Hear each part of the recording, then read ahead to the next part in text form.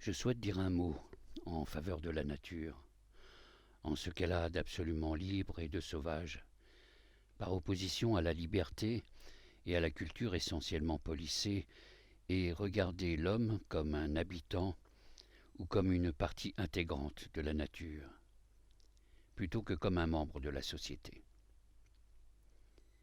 Au cours de mon existence, je n'ai rencontré qu'une ou deux personnes qui comprenaient réellement l'art de marcher, c'est-à-dire de se promener, qui pour ainsi dire avaient un génie particulier pour flâner, sauntering. Il s'agit d'un mot qui vient joliment de ces gens oisifs qui, au Moyen Âge, battaient les campagnes et demandaient la charité sous prétexte de vouloir se rendre à la Sainte Terre. Tant et si bien que les enfants s'écriaient en les voyant « Voici venir un Sainte-Thérée, un Sainte-Thérée, un Saint-Thérien ». Ceux que leur marche ne mène jamais en terre sainte, comme ils le prétendent, ne sont que des oisifs et des vagabonds, tandis que ceux qui s'y rendent effectivement sont des flâneurs dans le bon sens du terme. Néanmoins, certains font dériver ce mot de sans terre, sans pays ni logis, ce qui, au bon sens du terme, signifierait qu'on n'a pas de logis particulier et partant qu'on est chez soi partout. Là réside le secret de la réussite en matière de flânerie. L'être qui reste perpétuellement assis, bien tranquille dans sa maison, peut être le plus grand des errants, mais le flâneur, le vrai, n'erre pas davantage que la rivière qui, si elle méandre, n'en cherche pas moins pendant tout ce temps et avec opiniâtreté le plus court chemin qui mène à la mer.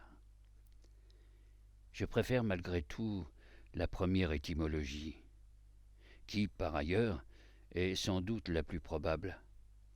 En effet, chaque marche est une sorte de croisade que prêcherait en nous quelque Pierre l'ermite, pour nous inciter à aller de l'avant et à reconquérir cette terre sainte tombée aux mains des infidèles. Il est vrai que nous ne sommes plus que des croisés au cœur défaillant, même nous autres, marcheurs d'aujourd'hui, qui ne nous lançons pas dans des entreprises de longue haleine, infinies. Nos expéditions ne sont rien d'autre que des randonnées qui, chaque soir, nous ramènent à nouveau devant le même vieux coin de cheminée d'où nous sommes partis. La moitié de la promenade consiste à revenir sur nos pas. Nous devrions sans doute entreprendre jusqu'à la plus courte des marches dans un immortel esprit d'aventure, avec l'idée de ne revenir jamais, et préparer à ce qu'on renvoie nos cœurs embaumés, uniquement comme reliques dans nos royaumes éplorés. Si vous êtes prêts à quitter père et mère, frères et sœurs, femmes, enfants et amis, pour ne plus jamais les revoir, si vous avez effacé vos dettes, rédigé votre testament et réglé toutes vos affaires, si enfin vous êtes un homme libre, alors vous êtes prêt pour marcher. Pour en venir à mon expérience personnelle, je suis d'avis que je ne puis conserver ma santé et mes esprits si je ne passe pas au minimum 4 heures par jour, et le plus souvent davantage à flâner par les bois, les collines et les champs, entièrement dégagés de toute préoccupation matérielle.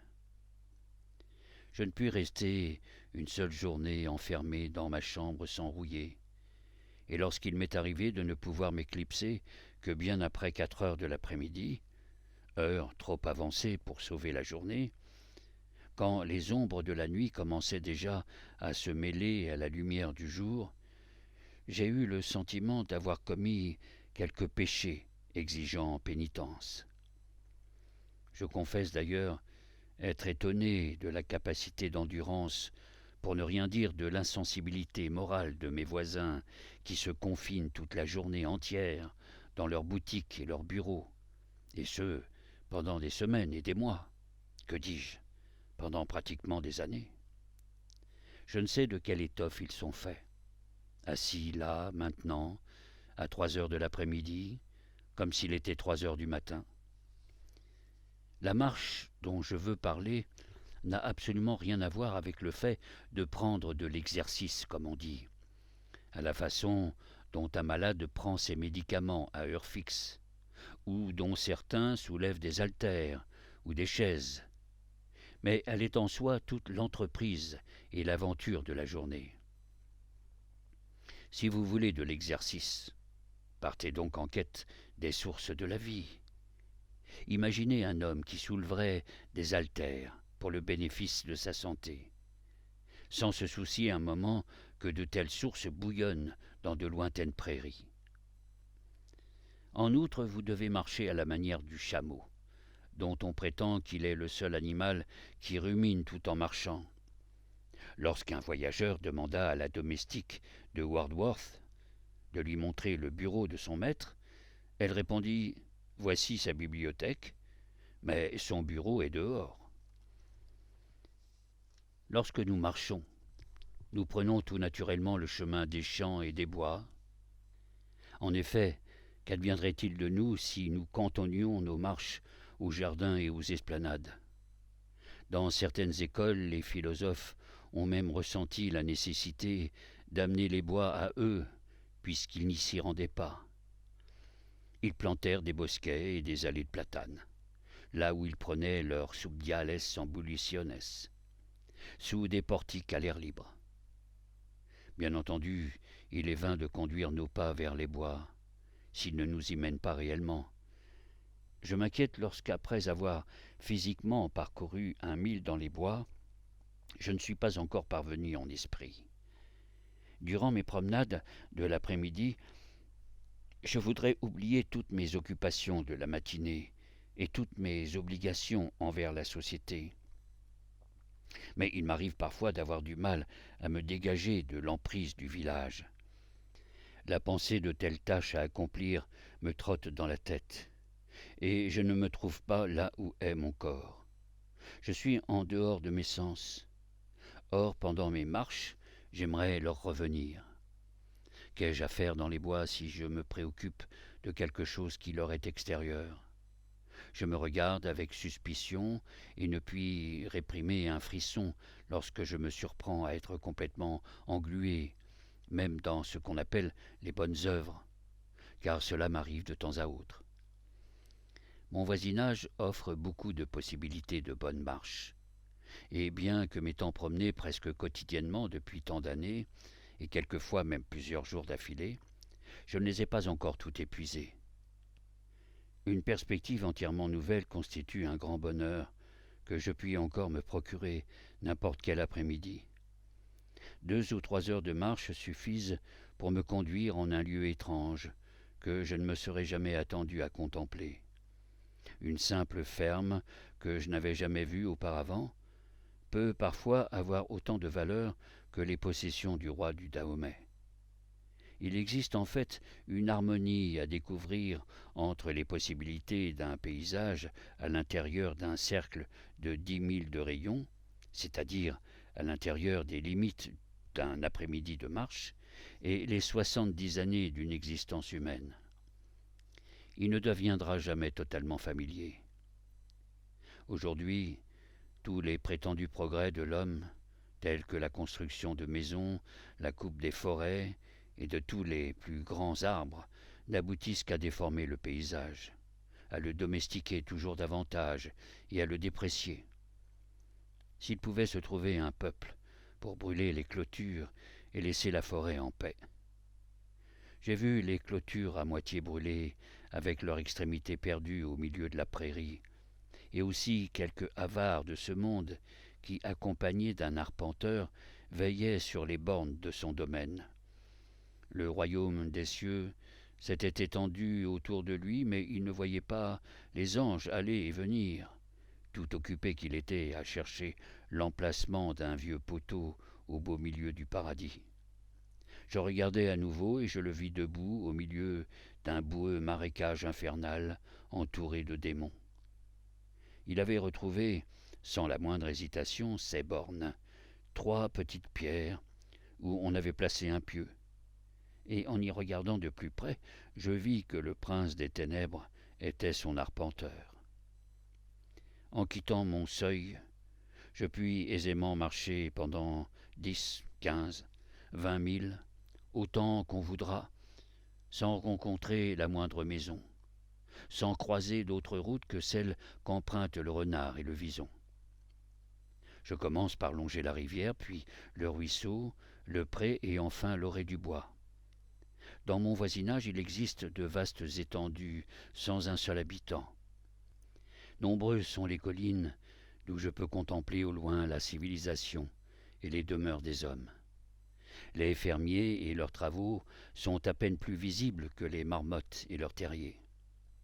L'homme et ses affaires, l'Église, l'État et l'école, le négoce et le commerce, l'industrie et l'agriculture, et ce qu'il y a de pire, la politique, je suis fort aise de constater que cela occupe la portion congrue dans le paysage. La politique n'est qu'un champ étroit, et plus étroit encore est le chemin qui y conduit. Il m'arrive parfois d'en indiquer la direction aux voyageurs. Si vous voulez rejoindre le monde de la politique, suivez la grande route, suivez ce marchand, gardez dans vos yeux la poussière qu'il soulève, elle vous y conduira directement. Ce monde possède lui aussi une place déterminée, et il n'occupe pas tout l'espace. Je le quitte, comme je quitterais un champ de haricots pour gagner la forêt, et le voilà oublié. En l'espace d'une demi-heure, je puis me retirer vers quelque endroit à la surface de la terre, où l'homme ne s'est jamais installé une année entière, et où, par conséquent, on ne rencontre pas de politique, puisqu'elle n'est rien d'autre que la fumée de cigare d'un individu. Le village est le lieu vers lequel convergent les routes, une sorte d'expansion de la grande route, comme un lac par rapport à une rivière. C'est un corps dont les routes forment les bras et les jambes, le croisement de 3 ou 4 voies, le carrefour, le point de passage et l'ordinaire des voyageurs. Le mot vient du latin villa, que, comme via, la voie, plus anciennement appelée ved et vella, Varron fait venir du verbe vo, signifiant porter, la villa étant l'endroit où l'on apporte et d'où l'on remporte les choses. Ceux qui tiraient leur revenu de l'activité de charroi étaient dits vellaturam facere. De là vient apparemment aussi le mot latin vilis, notre ville, et également le terme vilain. Cette étymologie suggère à quel type de dégénérescence les villageois sont exposés. Ils sont comme rongés par le voyage à côté d'eux, sur eux, sans pourtant voyager eux-mêmes. Pour le moment, dans ce voisinage, la majeure partie du territoire n'est pas propriété privée. Personne ne possède le paysage et le marcheur jouit de ce fait d'une relative liberté. Néanmoins, il se peut que le jour vienne où l'on découpera en prétendus terrains de loisirs, sur lesquels un tout petit nombre seulement goûtera à un plaisir étroit et exclusif, lorsqu'on verra se multiplier clôtures, pièges pour les hommes et autres engins inventés pour confiner ceux-ci sur la route publique, lorsque marcher sur la terre créée par Dieu sera interprété comme pénétrer illégalement sur les terres d'un homme de qualité. Jouir d'une chose avec exclusivité revient généralement à se priver du vrai plaisir qu'on pourrait en tirer. Profitons au mieux des occasions qui nous sont offertes avant que ne viennent ces jours maudits. Qu'est-ce qui parfois rend si difficile le choix d'une direction de promenade ? Je crois qu'il existe dans la nature un subtil magnétisme qui, si nous nous en remettons à lui sans y songer, nous indiquera la bonne voie. Il n'est pas indifférent de prendre tel ou tel itinéraire. Il y en a un qui est le bon, mais soit par négligence, soit par bêtise, nous sommes souvent enclins à choisir le mauvais. Assurément, nous aimerions emprunter dans ce monde-ci un chemin que nous avons encore jamais pris, et qui soit le parfait symbole du sentier que nous aimons parcourir dans le monde intérieur idéal. Nul doute que nous éprouvions parfois de la difficulté à choisir notre direction, car elle n'existe pas encore clairement dans notre esprit. Il y a quelques mois, je suis allé voir un panorama du Rhin. C'était comme un rêve médiéval. Je flottais sur son cours historique, porté par quelque chose de plus que l'imagination. Passant sous des ponts édifiés par les Romains et restaurés par de plus tardifs héros, longeant des villes et des châteaux dont les noms mêmes étaient comme de la musique à mes oreilles, et dont chacun offrait le sujet d'une légende. Il y avait Ehrenbreitstein, Rolandseck et Koblenz, dont je ne connaissais les noms que par l'histoire. Les ruines surtout m'intéressèrent au plus haut point. Des eaux, des coteaux couverts de vignes, des vallées semblaient monter un chant étouffé, rappelant celui des croisés, partant pour la Terre sainte. Je flottais comme sous l'emprise d'un enchantement, comme si j'avais été transporté par une époque héroïque, et je respirais une atmosphère de chevalerie. Peu de temps après, j'allais voir un panorama du Mississippi, et tandis que j'avançais sur le fleuve baigné de la lumière d'aujourd'hui, comme je voyais les bateaux à vapeur faire le plein de bois, que je comptais les villes en train de s'élever et jeter un regard sur les mines récentes de Novoho, tandis que je regardais les Indiens passer le courant vers l'ouest et que, comme j'avais auparavant suivi la Moselle, je remontais maintenant l'Ohio et le Missouri, en écoutant les légendes de Dubuque et de Winnenah's-Clift, en ayant toujours davantage à l'esprit le futur que le passé ou le présent. Je vis qu'il s'agissait là d'un Rhin d'une autre espèce, que les fondations de ces châteaux devaient encore être assises et que les ponts célèbres restaient encore à jeter sur le fleuve. Je sentis que cet âge était en soi l'âge héroïque, même si nous ne le savons pas, car le plus souvent les héros sont les plus simples et les plus obscurs des hommes. L'histoire qui veut que Romulus et Rémus aient été nourris par une louve n'est pas une fable sans enseignement. Tous ceux qui furent appelés pour être les fondateurs d'États destinés à atteindre l'apogée ont tiré leur subsistance d'une semblable source sauvage. Les enfants de l'Empire ne furent pas allaités par la louve, et pour cette raison furent conquis et supplantés par les enfants des forêts du Nord, qui, eux, l'avaient été. Je crois en la forêt, en la prairie, et en la nuit qui voit pousser le grain. Nous avons besoin d'une infusion de sapin ciguë ou d'arbres de vie dans notre thé. Il faut faire la différence entre le fait de manger et de boire pour en tirer des forces, et la simple gloutonnerie. C'est tout naturellement que les Otonto dévorent avec avidité la moelle crue du koudou et d'autres antilopes. Parmi nos Indiens du Nord, certains mangent crues celle du renne arctique, ainsi que d'autres parties, y compris les pointes de ces bois aussi longtemps qu'elles sont tendres. Il se peut qu'en cela ils aient devancé les chefs cuisiniers de Paris. Ils utilisent ce qui d'ordinaire sert à alimenter le feu. Pour bâtir un homme, cela est sans doute meilleur que du bœuf engraissé à l'étable ou du porc passé par l'abattoir. Je voudrais une nature si sauvage qu'aucune civilisation ne la puisse regarder en face, comme si nous nous nourrissions de moelle de koudou dévorée crue. Il existe des intervalles dans le champ de la petite grive des bois sur lequel j'aimerais émigrer, des étendues sauvages qui n'ont jamais connu d'occupants, des lieux auxquels, me semble-t-il, je suis déjà acclimaté. Pour ce qui me concerne, ni l'espoir ni l'avenir ne se trouvent dans les pelouses et les champs cultivés, dans les villages ou dans les villes, mais plutôt dans les marécages impénétrables et mouvants. Lorsqu'il m'est arrivé jadis d'analyser mon intérêt pour une ferme, dont j'avais envisagé l'achat, je me suis souvent aperçu que j'étais seulement attiré par quelque art de marais imperméable et insondable, un bourbier naturel dans un coin de la propriété. C'était là le joyau qui m'éblouissait. Je tire davantage ma subsistance des marécages qui encerclent ma ville natale que des jardins cultivés du village.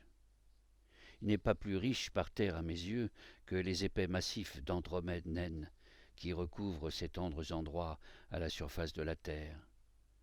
La botanique ne peut rien faire d'autre que de m'apprendre le nom des arbustes qui poussent en ces lieux: Érelle élevée, Andromède paniculée, Calmie à mouton, Azalée et Rhodora, tous dressés dans la sphène mouvante.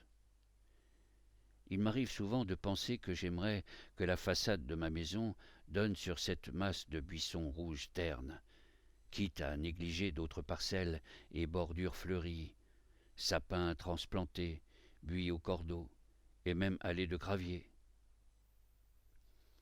J'aimerais avoir ce lieu fertile sous mes fenêtres, et non ces quelques bruitées de terre apportées dans le seul but de recouvrir le sable rejeté lorsqu'on a creusé la cave.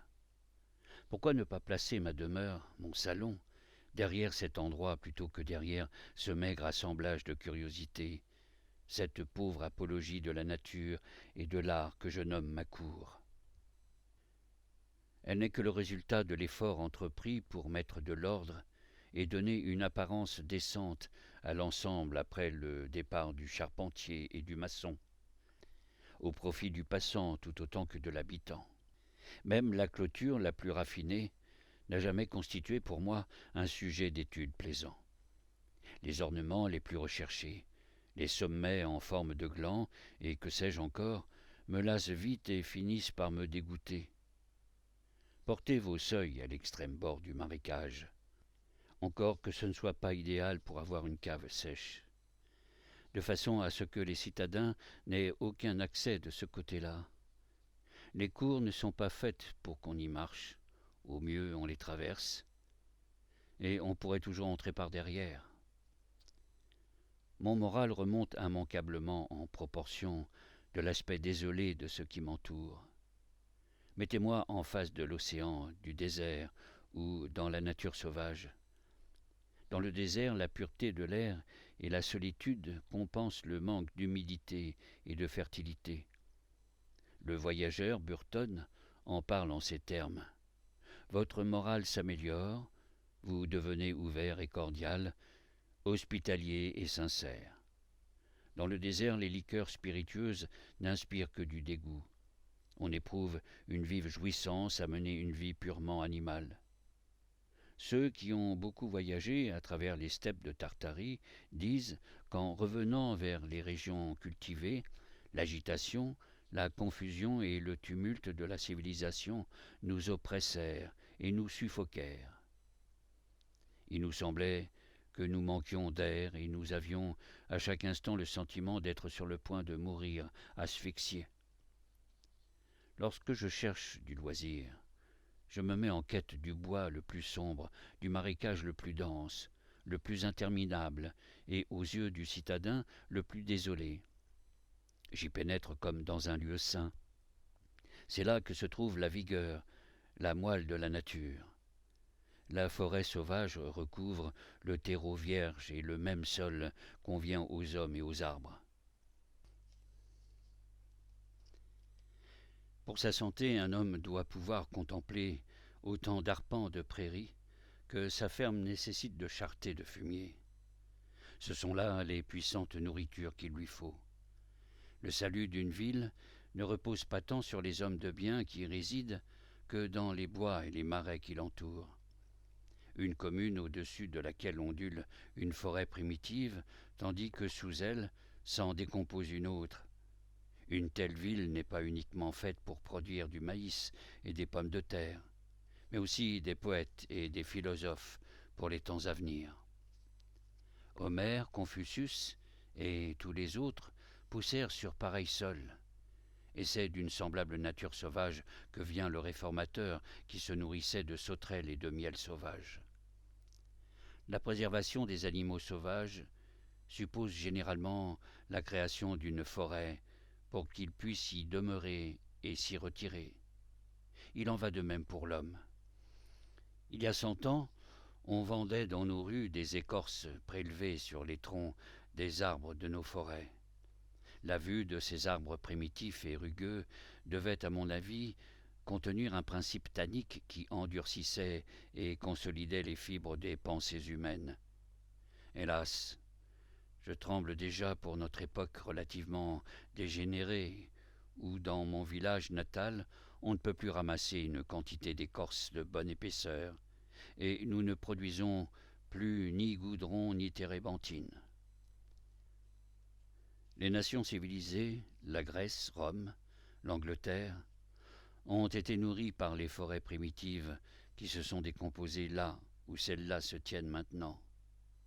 Elles survivent aussi longtemps que le sol n'est pas épuisé. Hélas, pour la culture humaine. Il y a peu à attendre d'une nation lorsque l'humus est épuisé et qu'elle se voit contrainte d'utiliser les ossements de ses ancêtres pour engraisser le sol. Alors le poète ne se soutient que grâce à sa graisse superflue et le philosophe en est réduit à vivre de la moelle de ses os. En littérature, seule la sauvagerie nous attire, et l'ennui n'est qu'un autre nom pour ce qui est apprivoisé. C'est tout ce qu'il y a de pensée sauvage, libre, non civilisée, qui nous réjouit dans Hamlet, dans l'Iliade, dans toutes les écritures et les mythologies, toutes choses qu'on n'apprend pas à l'école. De même qu'un canard sauvage est plus rapide et plus beau qu'un canard domestique. De même la pensée sauvage, le malard pourrait-on dire, est-elle plus belle lorsqu'elle prend son vol à tire-d'aile au-dessus des marais, à l'heure où se dépose la rosée. Au vrai sens du terme, un bon ouvrage est quelque chose d'aussi naturel, d'aussi inattendu et indicible dans sa beauté et sa perfection qu'une fleur sauvage découverte dans les prairies de l'Ouest ou les jungles de l'Est. Le génie est une lumière qui rend visible l'obscurité, comme l'éclair éblouissant qui frappe peut-être même le temple de la connaissance, et non une simple chandelle allumée sur le foyer de la race, qui pâlirait devant la lumière d'un jour commun. La littérature anglaise, depuis l'époque des ménestrels jusqu'aux laquistes, Chaucer, Spencer, Milton et Shakespeare y compris, n'a pas un souffle assez frais, et en ce sens ne pousse pas un chant sauvage. Il s'agit d'une littérature essentiellement apprivoisée et civilisée, qui reflète la Grèce et Rome. Elle n'est sauvage qu'à la façon d'un bois verdoyant, et son héros sauvage n'est autre que Robin des Bois. Elle est remplie d'un amour bienveillant pour la nature, mais pas tant de la nature en elle-même. Ces chroniques nous apprennent quand se sont éteints les animaux sauvages qui la peuplaient, mais pas quand a disparu en elle l'homme sauvage. La science de Humboldt est une chose, la poésie en est une autre. Le poète d'aujourd'hui, en dépit de toutes les découvertes de la science et de tout le savoir accumulé par le genre humain, ne possède aucun avantage sur Homère. Où se trouve la littérature qui donnerait la parole à la nature? Serait poète celui qui pourrait enrôler à son service vent et cours d'eau afin qu'ils parlent pour lui. Celui qui saurait clouer les mots sur leur sens primitif, à la manière dont les fermiers enfoncent au printemps les pieux que le gel a soulevés. Celui qui ferait dériver ces mots chaque fois qu'il s'en servirait et qui les transplanterait sur sa page, avec encore de la terre collée à leurs racines. Il faudrait que les mots qu'il emploie soient si vrais, si frais et naturels, qu'ils sembleraient enflés comme les bourgeons à l'approche du printemps, alors même qu'ils reposent à moitié étouffés entre deux feuilles moisies dans une bibliothèque. Oui, il faudrait qu'ils fleurissent et portent des fruits tous les ans, chacun selon son espèce, pour le fidèle lecteur, en symbiose avec la nature environnante. Je ne saurais citer de poésie qui exprime avec exactitude une telle aspiration vers ce qui est sauvage. Si on l'aborde de ce point de vue, la meilleure des poésies semble domestiquée. Je ne sais où trouver un exemple dans quelque littérature que ce soit, ancienne ou moderne, de récits qui me satisfassent sur cette nature avec laquelle je suis tout particulièrement familier. Vous percevez bien que ce que je demande, ni l'époque augustinienne, ni la période élisabéthaine, ni en résumé aucune culture ne peuvent me le donner. La mythologie reste encore ce qui s'en approche le plus. La mythologie grecque possède du moins une nature beaucoup plus fertile que la littérature anglaise pour y plonger ses racines. La mythologie est la récolte que porta l'ancien monde avant que son sol ne fût épuisé, avant qu'un fléau semblable à celui des moissons n'affectât la fantaisie et l'imagination. Elle en produit encore partout où son antique vigueur est demeurée vivace. Toutes les autres littératures ne durent qu'à la façon des ormes qui ombragent nos maisons, mais elle est semblable au dragonnier des îles occidentales, qui est aussi ancien que l'humanité, et qui, quel que soit le terme fixé, persistera aussi longtemps qu'elle. C'est en effet la décomposition des autres littératures qui forme le sol dans lequel elle prospère. L'Occident se prépare à ajouter ses légendes à celles de l'Orient. Les vallées du Gange, du Nil et du Rhin ayant produit leur moisson, il reste à voir ce que produiront les vallées de l'Amazone, du Rio de la Plata, de l'Orénoque, du Saint-Laurent et du Mississippi. Peut-être que lorsqu'au fil des âges la liberté américaine sera devenue une fiction du passé, comme elle est déjà dans une certaine mesure une fiction du présent, les poètes du monde trouveront leur inspiration dans la mythologie américaine. Les hindous imaginaient que la terre reposait sur un éléphant, l'éléphant sur une tortue, la tortue sur un serpent, et bien qu'il puisse s'agir d'une coïncidence sans importance, on ne tiendra pas pour incongru de faire mention ici de la récente découverte en Asie d'une tortue fossile, d'une taille suffisante pour supporter un éléphant. Je dois avouer que j'ai un faible pour ces absolues fantaisies qui transcendent l'ordre du temps et de l'évolution. Elles constituent la plus sublime récréation de l'esprit. La perdrix aime les pois, mais pas ceux qui l'accompagnent dans la casserole. En résumé, toutes les bonnes choses sont sauvages et libres. Il y a je ne sais quoi dans un air de musique produit par un instrument ou par la voix humaine. Par exemple, le son d'un cor pendant une nuit d'été, qui par son caractère sauvage et sans ironie de ma part, me rappelle les cris poussés par les bêtes sauvages dans les forêts natales. C'est autant de leur sauvagerie que je puis appréhender. Qu'on me donne pour ami et voisin des hommes sauvages et non des êtres domestiqués. Le caractère farouche du sauvage n'est qu'un pâle symptôme de la terrible sauvagerie avec laquelle se rencontrent les hommes de bien et les amants. J'aime également voir les animaux domestiques réaffirmer leurs droits originels, preuve qu'ils n'ont pas entièrement perdu leurs mœurs sauvages et leur vigueur primitive. Comme lorsqu'au début du printemps, la vache de mon voisin s'échappe de son pâturage et traverse avec audace la rivière à la nage, un courant gris et froid de 25 à 30 perches de large, grossi par la fonte des neiges. C'est le bison traversant le Mississippi. Un tel exploit confère à mes yeux au troupeau un surcroît de dignité. Les graines de l'instinct sont ainsi préservées, pour une période de temps indéfinie, sous le cuir épais du bétail et des chevaux, semblable aux graines dans les entrailles de la terre. Toute humeur folâtre et inattendue chez le bétail. J'ai vu, un jour, un troupeau d'une douzaine de bœufs et de vaches, courant en tous sens, folâtrant et jouant d'une façon pesante comme de gros rats ou même comme des chatons. Ils secouaient la tête, dressaient la queue, montaient et descendaient une colline, et leurs cornes aussi bien que leur activité me firent percevoir le lien qu'ils avaient avec la famille des cervidés. Hélas, un cri soudain et fort « Holà !» mit sur le champ un terme à leur ardeur. Les fit retourner de l'état de venaison à celui de bovidé, et comme une locomotive, fit se réduire leurs flancs et leurs tendons. Qui d'autre que le malin cria « Holà !» à l'humanité. À dire vrai, la vie du bétail comme celle de nombreux hommes tient surtout de la machine.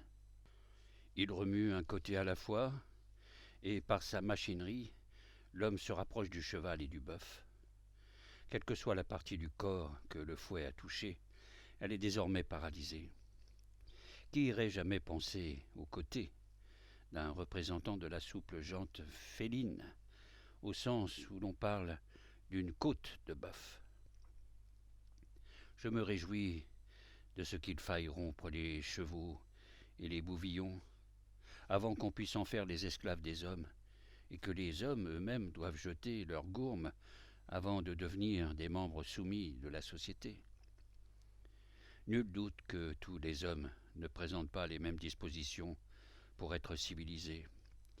Et si la majorité d'entre eux peut s'apprivoiser comme les chiens et les moutons par prédisposition héréditaire, ce n'est pas une raison pour que les autres voient briser leur nature afin qu'on puisse les réduire au même niveau. Dans l'ensemble, les hommes sont assez semblables, mais ils furent créés distincts pour introduire une certaine variété. S'il s'agit d'un emploi subalterne, n'importe quel homme fera l'affaire, ou en tout cas pratiquement aussi bien l'affaire qu'un autre. Si en revanche il est question d'un emploi élevé, il faut considérer l'excellence individuelle. Tout homme peut servir à boucher un trou pour empêcher le vent d'entrer, mais il n'est pas donné à tout le monde de jouer le rôle de celui qui conçut cette image. Selon Confucius, lorsqu'elles sont tannées, les peaux du tigre et du léopard ne sont pas différentes de celles du chien et du mouton. Cependant, ce n'est pas le rôle d'une véritable culture de dompter les tigres et pas davantage de rendre les moutons féroces. Tanner leur peau pour en faire des chaussures n'est certainement pas le meilleur usage qu'on puisse en faire. Elle est là, notre mère, immense, hurlante, sauvage. La nature qui s'étend tout autour de nous avec tant de beauté et d'affection pour ses enfants, comme le léopard pour ses petits. Nous sommes pourtant très tôt sevrés, arrachés de son sein et jetés dans la société. Dans cette culture, qui n'est rien d'autre qu'une interaction de l'homme sur l'homme, une forme d'éducation renfermée qui, au mieux, produit simplement une noblesse anglaise, une civilisation destinée à trouver rapidement son terme. En société, dans les meilleures institutions créées par l'homme, il est aisé de détecter une certaine précocité. Alors que nous devrions encore être des enfants en train de grandir, nous sommes déjà de petits hommes. Je voudrais une culture qui fasse venir davantage de fumier de la campagne et qui creuse le sol, non pas celle qui s'en remet uniquement aux engrais, à l'outillage perfectionné et aux méthodes de culture. J'ai entendu parler de nombreux étudiants aux yeux fatigués, dont les progrès tant intellectuels que physiques seraient accélérés si, au lieu de rester à veiller aussi tard, ils s'étaient tout bêtement octroyé une bonne ration de sommeil. Mon désir n'est pas que tout homme ou toute partie de l'homme soit cultivé, pas davantage que je ne souhaite voir tout arpent de terre mis en culture. Une partie serait consacrée au labour, mais la plus grande part devrait rester en prairie et en forêt, ne remplissant pas de fonction pour le moment, mais étant destinée à fournir de l'humus dans un avenir lointain, grâce à la décomposition annuelle de la végétation qu'elle produirait. L'enfant peut apprendre d'autres lettres que celles inventées par Cadmos. Les Espagnols possèdent un terme adapté pour exprimer cette connaissance sombre et farouche, grammatica parda, ou grammaire fauve, une sorte de savoir primitif qui provient de ce même léopard dont j'ai déjà fait mention. Nous avons entendu parler d'une société pour la diffusion du savoir utile. On a dit des choses telles que le savoir, c'est le pouvoir, et d'autres encore du même acabit. Il me semble qu'il existe un égal besoin d'une société pour la diffusion de l'ignorance utile, que nous pourrions appeler le beau savoir, et qui serait un savoir utile en un sens encore plus élevé. En effet, qu'est-ce donc que notre prétendu savoir, tant vanté sinon la simple vanité de savoir quelque chose, ce qui tend en fait à nous priver de notre véritable ignorance. Ce que nous appelons savoir n'est en réalité que notre ignorance positive, et l'ignorance notre savoir négatif. Après de longues années de zèle patient et de lecture des journaux, car que sont donc les bibliothèques scientifiques, sinon des collections de journaux? Un homme accumule une multitude de faits, les range dans sa mémoire, et lorsqu'au cours de quelques printemps dans son existence, il s'élance vers les grands champs de la pensée, et va, pour ainsi dire, comme un cheval à la pâture, il laisse derrière lui, à l'écurie, tout son harnachement. L'envie me prend parfois de dire à la société, pour la diffusion du savoir utile, « Allez vous mettre au vert. Il y a assez longtemps que vous mangez du foin. Le printemps est là, avec sa moisson verdoyante. Même les vaches sont menées à la pâture avant la fin du mois de mai.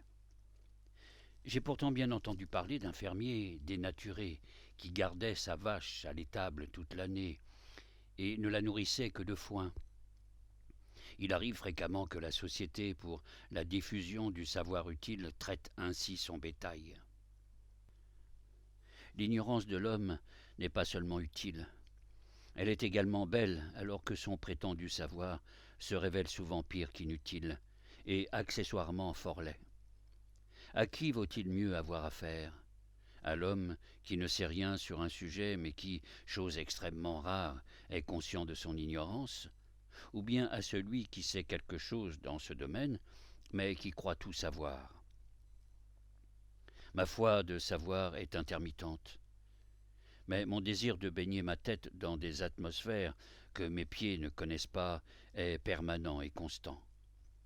Le sommet le plus élevé que nous puissions atteindre n'est pas le savoir, mais la sympathie avec l'intelligence. Je ne sais si ce savoir supérieur se limite à quelque chose d'aussi défini qu'une surprise nouvelle et grandiose, consistant en la révélation de l'insuffisance de ce que nous nommions savoir, la découverte qu'il y a davantage de choses au ciel et sur la terre que n'en a jamais rêvé toute notre philosophie. C'est l'illumination de la brume par le soleil. L'homme ne peut accéder à un savoir plus élevé, pas plus qu'il ne saurait regarder sereinement et en toute impunité le soleil en face. Tu ne connaîtras pas cela comme une entité particulière, disaient les oracles chaldéens. Il y a quelque chose de servile dans l'habitude que nous avons de rechercher une loi à laquelle obéir. Nous pouvons à loisir et pour notre propre intérêt étudier les lois de la matière, mais une existence réussie n'en connaît aucune. Il s'agit certainement d'une malheureuse découverte que celle d'une loi qui nous apprend que nous sommes liés là où auparavant nous ignorions que nous l'étions. Vie libre, enfant de la brume, et en ce qui concerne le savoir, nous sommes tous des enfants de la brume. L'homme qui prend la liberté de vivre est au-dessus de toutes les lois en raison de sa relation avec le législateur. Vishnu Purana prétend que le devoir actif ne tend pas à nous asservir, que le savoir vise à nous libérer, et que toute autre forme de devoir ne mène qu'à l'ennui. Toute autre forme de savoir n'est qu'habilité d'artiste. Il est remarquable qu'il y ait aussi peu d'événements et de crises dans notre histoire. Combien nos esprits manquent d'exercice, combien l'expérience nous fait défaut. Je voudrais être assuré que mon développement se poursuit rapidement et rigoureusement, même si une telle croissance doit troubler cette morne égalité d'âme, même au prix d'une lutte au cours de nuits longues, sombres et humides, ou à travers des saisons désolées. Ce serait une bonne chose que nos vies soient une divine tragédie, au lieu d'être cette comédie triviale ou cette farce. Dante, Bunyan, et d'autres encore semblent avoir exercé leur esprit plus que nous le faisons. Ils étaient soumis à une forme d'éducation que n'envisagent pas nos écoles de district et nos collèges. Lorsqu'à de rares intervalles, quelque pensée vient visiter l'homme tandis que d'aventure il marche sur une voie ferrée, alors les voitures passent à côté de lui sans qu'il les entende. Mais rapidement, par quelque inexorable loi, notre vie reprend son cours et les voitures repassent. Alors que presque tous les hommes éprouvent une attraction pour la société, peu nombreux sont ceux qui ressentent une forte attirance vers la nature. Dans la relation qu'ils entretiennent avec elle, il me semble qu'en majeure partie, et en dépit des arts qu'ils ont développés, les hommes se révèlent inférieurs aux animaux. À la différence de ceux-ci, ils ne développent pas avec elle une belle relation. Comme nous savons mal apprécier la beauté d'un paysage. On nous a dit que les Grecs appelaient le monde du nom de cosmos, c'est-à-dire beauté ou encore ordre. Mais nous ne percevons pas clairement pourquoi ils agissaient ainsi, et nous contentons au mieux de penser que c'est là un étrange fait philosophique. Pour ma part, je sens qu'en ce qui concerne la nature, je mène une espèce d'existence frontalière, aux confins d'un monde dans lequel mes incursions occasionnelles ne sont que transitoires, et mon patriotisme ainsi que mon allégeance envers l'État sur les territoires duquel je semble me retirer sont ceux du maraudeur. S'il devait me guider vers une vie que j'appelle naturelle, j'irais jusqu'à suivre avec joie un feu follet, même à travers d'inimaginables marais et bourbiers. Cependant, ni lune ni luciole ne m'ont encore indiqué le chemin. La nature est un être si vaste et si universel que nous n'en avons pas encore perçu le moindre trait. Le marcheur, dans les champs familiers qui entourent mon village natal, se retrouve parfois dans un lieu tout autre que celui décrit dans les documents de propriété, comme s'il était situé dans un champ lointain aux confins du vrai Concorde. Là où cesse sa juridiction, là où l'idée contenue dans le mot Concorde cesse de s'imposer. Ces fermes dont j'ai moi-même effectué les relevés, ces bornes que j'ai établies apparaissent faiblement comme à travers de la brume. Nulle chimie ne saurait les fixer. Elles disparaissent à la surface du verre et l'image que peignit le peintre se distingue à peine en dessous. Le monde qui d'ordinaire nous est familier ne laisse aucune trace et il n'y aura nulle commémoration. L'autre après-midi, j'ai fait une marche sur le domaine de la ferme Spaulding. J'ai vu le soleil couchant briller à l'opposé d'un bois de pins majestueux. Ses rayons d'or s'éparpillaient en pénétrant les ailes du bois, comme en une vénérable demeure. Je fus impressionné comme si, à mon insu, une ancienne famille digne d'admiration s'était installée dans cette partie de la contrée appelée Concorde. Famille dont le soleil était le serviteur, qui n'avait pas recherché la société du village et qu'on n'avait pas visité. Je vis leur parc, leur terrain d'agrément, au-delà du bois dans le champ de canneberge de Spaulding. En grandissant, les pins leur fournissaient des pignons. Leur maison échappait au regard et les arbres y poussaient. Je ne suis pas sûr d'avoir ou non entendu des rires étouffés. Ils semblaient se reposer sur les rayons du soleil. Ils ont des fils et des filles, et tout va bien pour eux.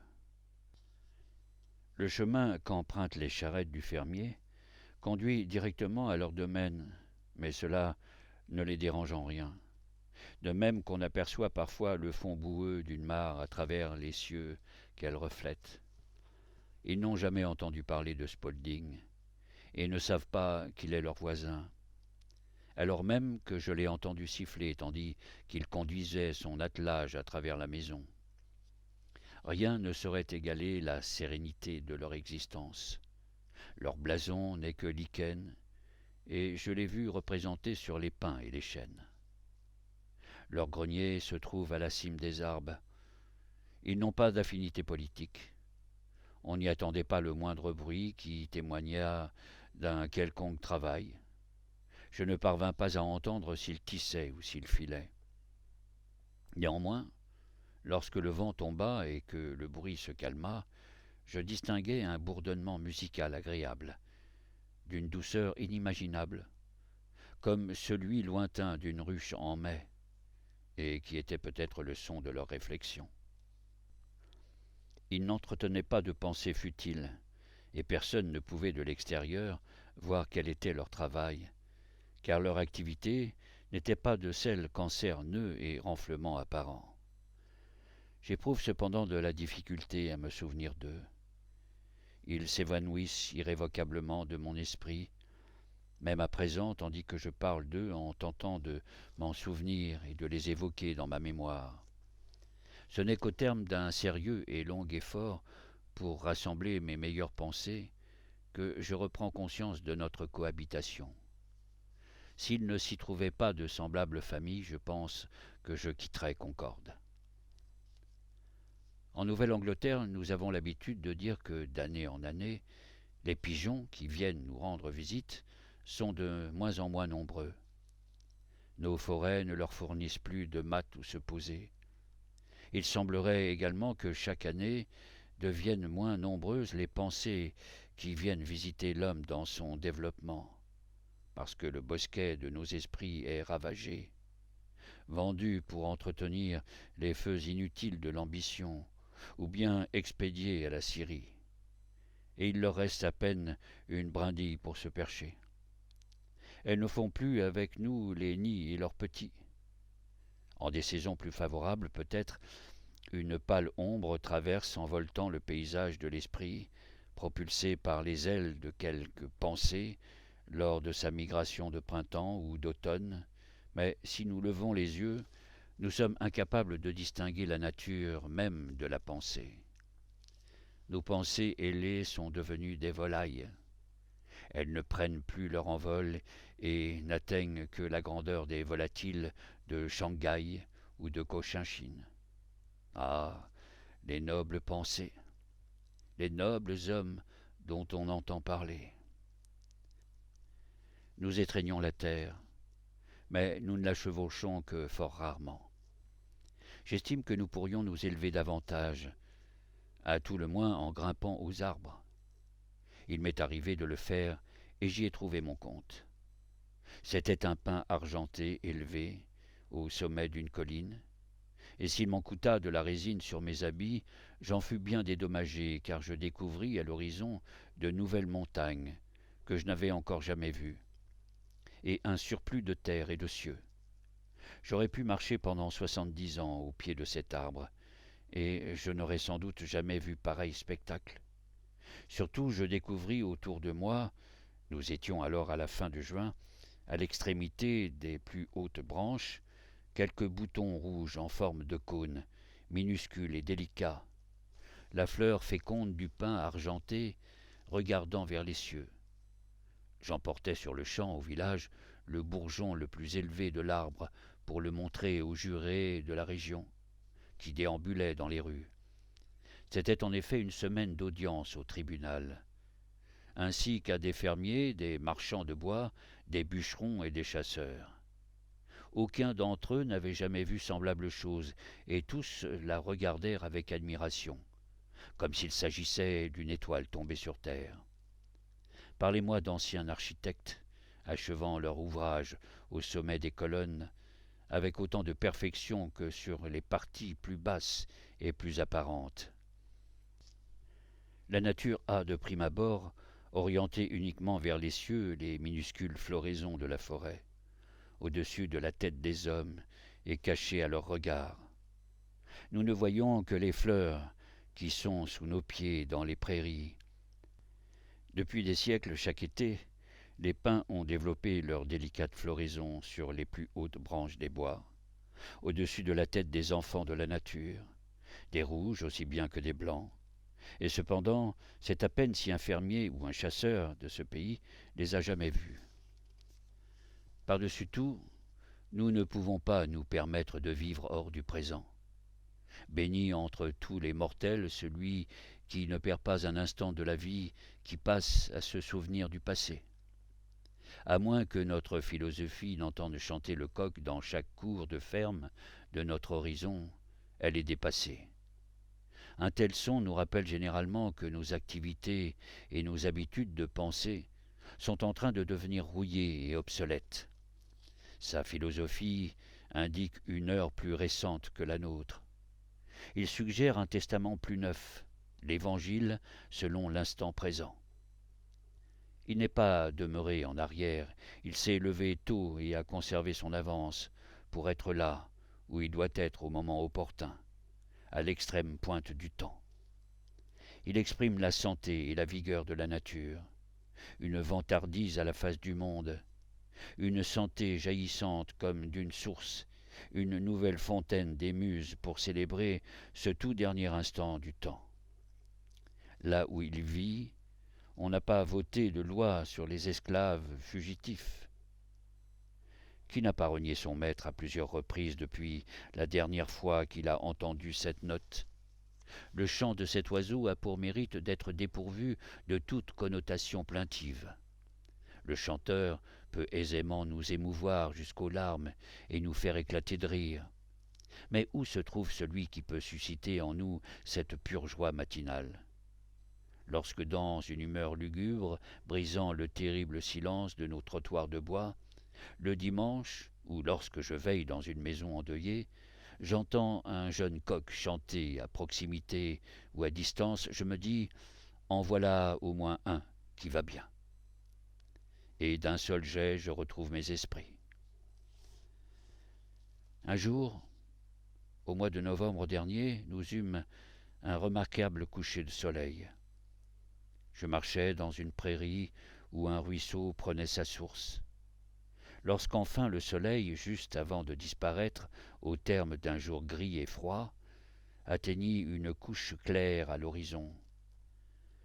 Alors la plus douce, la plus lumineuse clarté matinale tomba sur l'herbe sèche, sur la cime des arbres à l'horizon opposé, et sur les feuilles des chênes verts à flanc de colline, tandis que nos ombres s'étiraient à l'est sur la prairie, comme si nous étions les seuls grains de poussière dans ces rayons.